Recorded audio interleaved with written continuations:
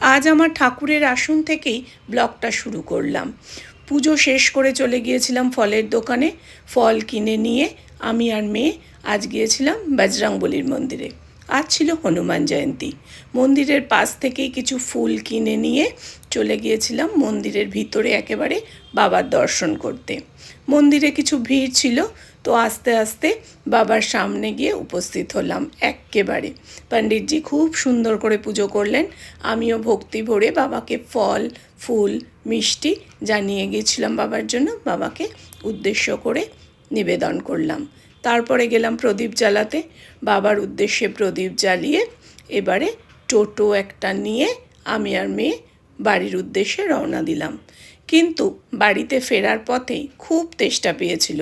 কাছে জল ছিল না, তাই গেলাম একটু আখের রস খেতে।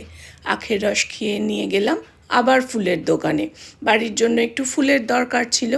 ফুল কিনে নিয়েই দেখলাম পাশে গাছে রয়েছে, আর আমার সেই আকাঙ্ক্ষিত পিস লিলি। সেই গাছটা নিয়ে বাড়িতে চলে এলাম।